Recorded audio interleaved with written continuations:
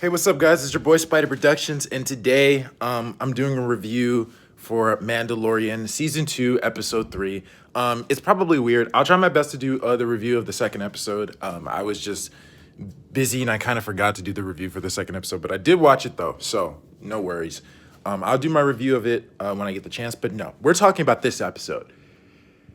I overslept this morning, so I obviously, because I was playing Miles Morales so late last night, so I'm gonna post the other recording today as well. So like I said, I'm gonna be grinding these videos out. So I'm gonna do my best to stay on positive, to keep going. So, dude, I'm so upset that I overslept and I kind of was spoiled again. Lately, I've been spoiled on so many things lately, and it's because I was just so tired. I woke up and I was just, checking my YouTube feed, which I need to stop doing immediately in the morning. And I saw that people were reviewing the new episode for Mando. And I saw Bo-Katan's armor. And I was like, yep, she's in this episode. So I knew it was going to be good. I knew it was going to be good. Because I heard the rumors. I do follow the rumors and things of everything. I knew that they said that the possible people that might be in this season is Bo-Katan, Ahsoka Tano, possibly Rex, and Boba Fett. Those are the 4 people that they possibly said could be in this season. We already saw Boba Fett. If you have not seen the first episode, dude, we already know Boba Fett is there. Because it's the same actor who played as the clones in the prequels. So yeah, that's Boba Fett. We now have seen Bo-Katan, who, if you didn't know, Bo-Katan, the actor who played, or the actress who plays as her in this episode, is actually her voice actress in Clone Wars and in Star Wars Rebels. So I think that that's awesome, just to start, because it's very rare where they will take like a voice actress, and if the voice actress looks just like her character, then they will put her in a live action anything. So it's rare that that actually happens. So I appreciate Jon Favreau and the Mandalorian team for bringing in the actual voice actress to play as her, because she was a freaking beast this episode. She was a beast. So I don't know what planet we landed on in this episode, but I actually liked the atmosphere of it and everything, because I love the rain. So it actually looked really cool. But we saw a lot of the Mon Calamari, who is Admiral Akbar's species, and it's also in Clone Wars. So if you get to that episode with the Water Wars, it's a really good episode. And basically, we find out that Mando, they took the Frog Lady to her husband. Her husband knew of other Mandalorians on the planet. So he took him to a place where they tried to take him. And of course, those sneaky idiots tried to toss Baby Yoda to some big fish creature and tried to eat him. And then Mando was stuck and he couldn't get out. And then the Death Watch just pulls up and save his life. Now, again, it's like I said, I thought it was just random Mandalorians, but no, I saw their blue armor. It was Death Watch. Death Watch pulled up and helped him out. And again, soon as I saw Bo-Katan's armor, I knew it was her. Bo-Katan, I keep forgetting her name, but Bo-Katan is the sister of Satine, who Satine was Obi-Wan's love interest. So Bo-Katan is a savage already. Now, if you have not seen her in Clone Wars or Rebels, bro, I highly recommend you do, because she's a freaking beast. Like, she's a badass. She's badass. Now, I know there are some people out there now who are getting into Star Wars for the first time, so they're watching the movies and they're watching the shows. Like I said, I recommend you definitely need to watch Clone Wars. If you're watching just the movies strictly, you're not going to get the full experience of Star Wars if you do that. Please react to the shows, react to the TV shows, all of them. Rebels, Clone Wars, Mandalorian. I'm not really a huge fan of Squadrons. It's not really interesting to me, and I don't like the animation style of it. So that's the only one I have not seen. But I actually thoroughly liked Rebels. Not as much as obviously Mandalorian and Clone Wars though, but Rebels is a good show for a lot of reasons. But dude, it's amazing. This episode was so good. So, obviously, Bo-Katan and the Death Watch. Now, here was the biggest question I had. Why is it that in Clone Wars, those Mandalorians take off their helmets willy-nilly with no problem, but Mando and his faction don't? And they answered that question in this episode. There are different creeds among Mandalorians. So, obviously, they're not blood-related. We all know that. Because at first, I thought they were all blood-related or something. But then they say that no, they're different people who have either been adopted or were members of their family were part of the Mandalorians, and they take over. So when they brought in Mandalorians who were adopted, they take them into whatever faction takes you in. Mando's faction, Din, I believe, Din Djarin, his faction is a group of Mandalorians who wanted to go back to the old ways, where they didn't take off their helmets and stuff like that. But Death Watch, which is, Death Watch was like, I guess, an anarchist Mandalorian group on Mandalore. And they took off their helmets whenever. They didn't care. But yeah, so when she took off her helmet, he was like really confused. Where'd you get the armor from? Because we had that same situation in the first episode. Like, where'd you get that armor from? You're not a Mandalorian. You're not supposed to take off your helmets. But yeah, she's like, no, I've been a Mandalorian for 3 generations. But he's like, you don't cover your face. You're not part of the creed. And it's like, oh, you're part of that creed where they don't take off their helmets. So she respects that. She doesn't make him take off his helmet. And obviously he doesn't trust them because they just take off their helmets willy-nilly, even if they are Mandalorians. He doesn't trust them. Then they come swoop in and save his life again when the other species tried to jump him and try to kill Baby Yoda. They saved their lives again. So then they go to this bar where they talk, about things. And they mention that, Mando says to her that I have to take this foundling to the Jedi. And obviously, if you know, Bo-Katan knows a lot of Jedi, I would say. She knows enough of them. She's met Obi-Wan. She's met Anakin. She's met Ahsoka. She's met, who else? She's met Kanan and Ezra. So she's met 5 Jedi already. So she knows enough about them. And she was alive during the Clone Wars, so she knows a lot about them. So she asks, like, what do you know about the Jedi? And he knows nothing, because he's never seen a Jedi before. But Bo-Katan knows, because she's fought with Ahsoka during the Purge. Again, if you don't, just watch Clone Wars. Just react to it, please, because it's so good. But anyway, so yes, if you know, Season 7 just came out, like, last year. Or early this year. I don't remember, but it just came out recently. So yes, so Bo-Katan fought with Ahsoka and Captain Rex during the Purge when everything happened. And basically she knows about it. Now, obviously she can't contact Kanan and Ezra because Ezra's missing and Kanan's dead. She can't contact Anakin and Obi-Wan because they're both dead at this point because this takes place after Return of the Jedi. So Ahsoka's the only last Jedi alive other than Luke and Leia at this point. So I was always curious because if you remember at the end of Star Wars Rebels, again, this is all spoilers, so trust me. You don't want to, if you haven't watched Clone Wars or anything, bro, immediately. But anyway, at the end of Star Wars Rebels, they confirmed that Ahsoka actually survived and she's alive after episode 6.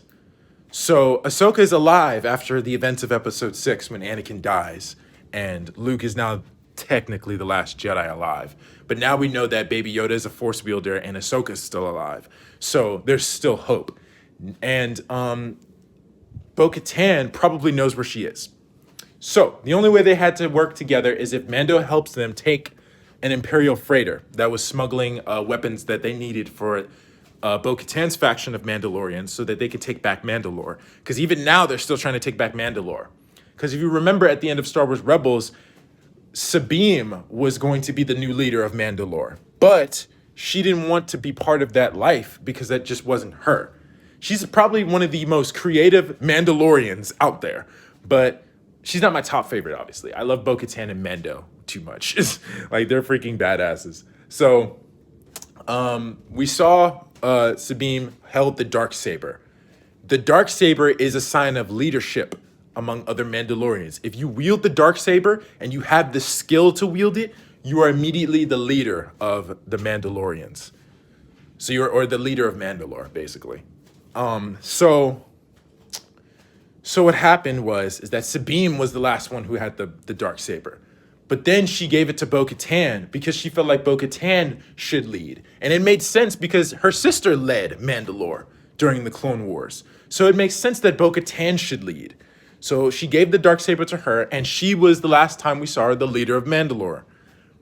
But we see her now she lost the Darksaber to Moff Gideon. Because if you remember last season, Moff Gideon took the saber, cut a hole through his ship, and he had the Darksaber in hand. So the question is, how the hell did he get the Darksaber? Bo-Katan was the last one who had the Darksaber. So how did he get it?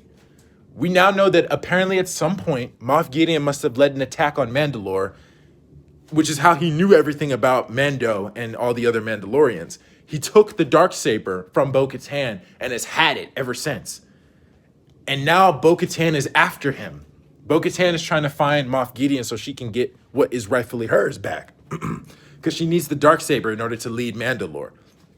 So, with it gone, she's probably losing respect or in trust with the Mandalorians, but she's trying to get it back. Moff Gideon obviously made an appearance in this episode, so it clearly lets you know that he's still a threat, even if not to Mando, but to Bo-Katan as well. So it's a possibility we may see Bo-Katan at the end of the season, which I cannot wait. That'd be so cool. So after that, they go through all these stormtroopers, the 4 Mandalorians, all badasses, go through the entire stormtrooper squad that can't hit a duck. And they just ended all of them. And dude sacrificed the 2 pilots and was going to crash the ship into the bay. But luckily, they were able to get up to him before they crashed. Bo-Katan was trying to interrogate him and says, "Where's Moff Gideon? He took something that belonged to me." Now, remember, again, if you don't watch Clone Wars, bro, or Rebels, I highly recommend you do, because then you won't understand what's going on, really. So yes, the Darksaber was hers, was Bo-Katan's, because she was given it to her by Sabine, and she was claimed the new leader of Mandalore.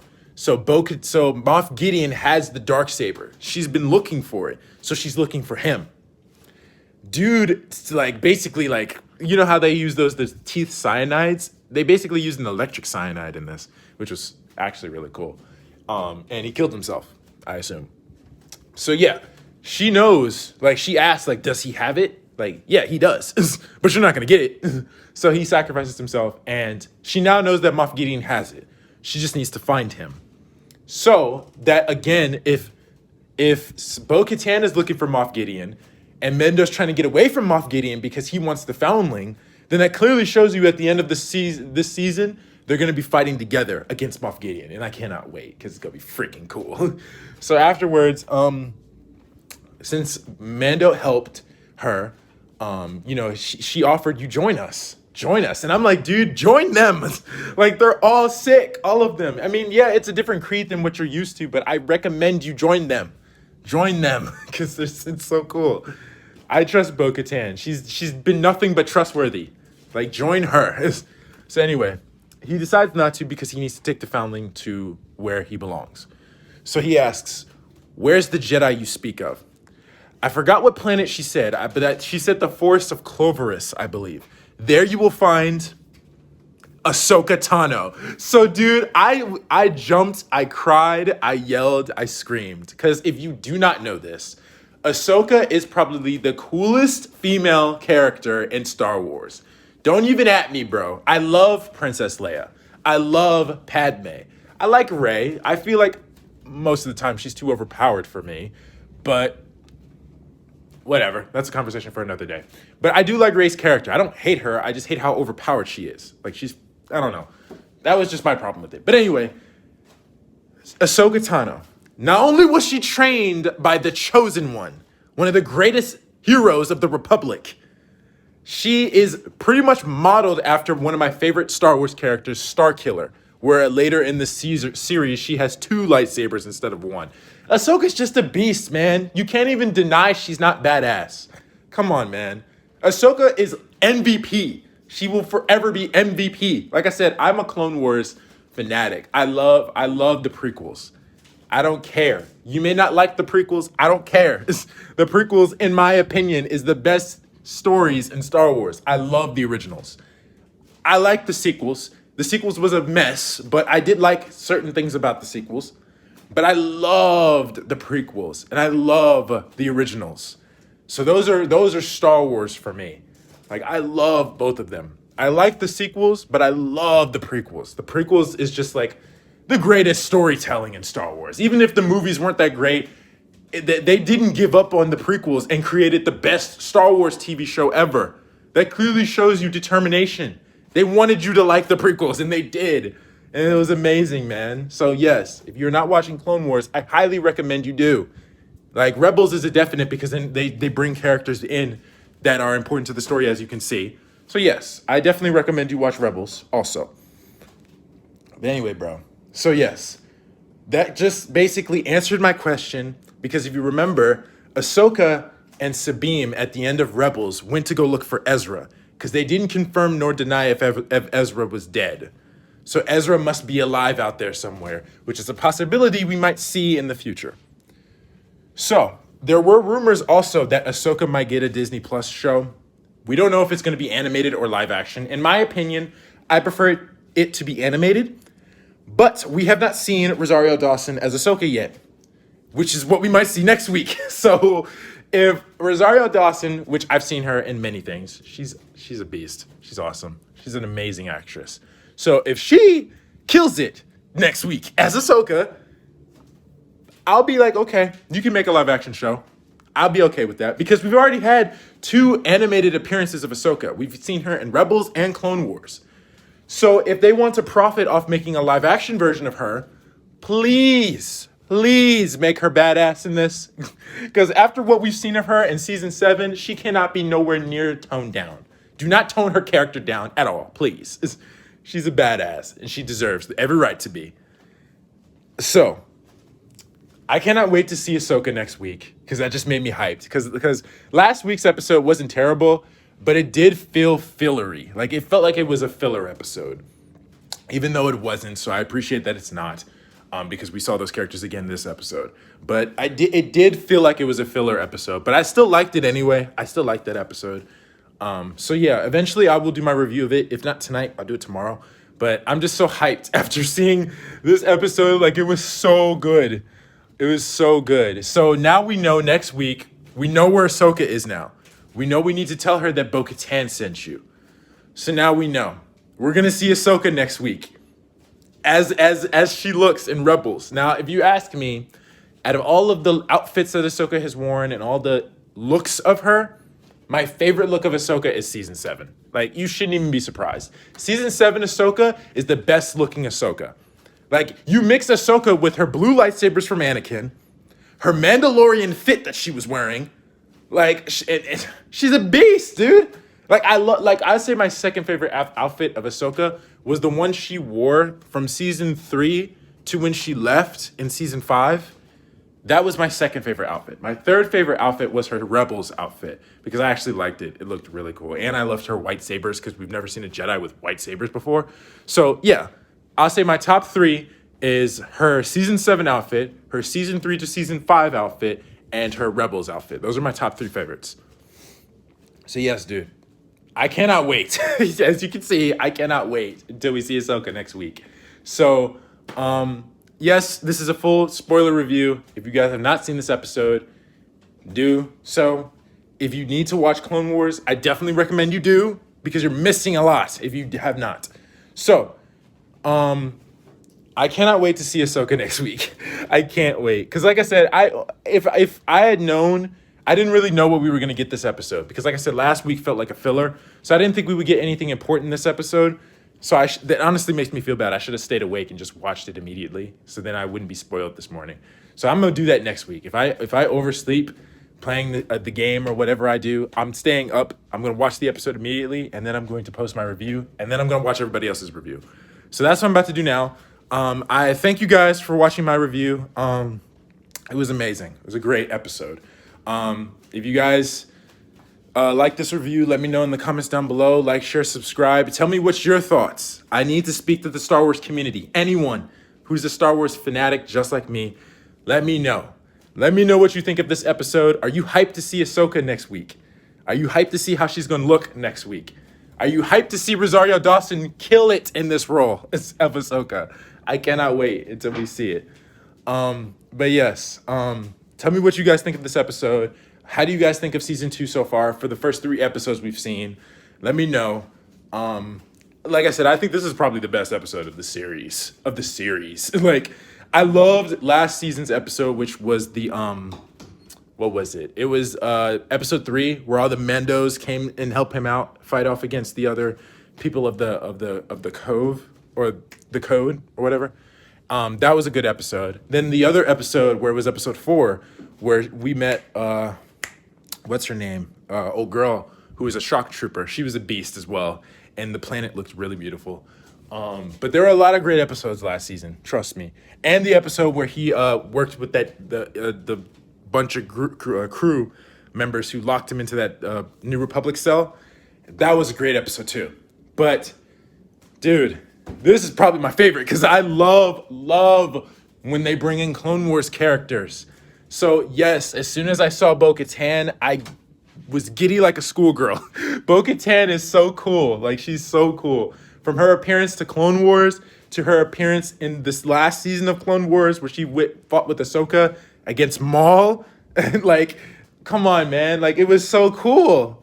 So yes, of course, I cannot wait until we see Ahsoka next week. And of course, I was happy as soon as we saw Bo-Katan.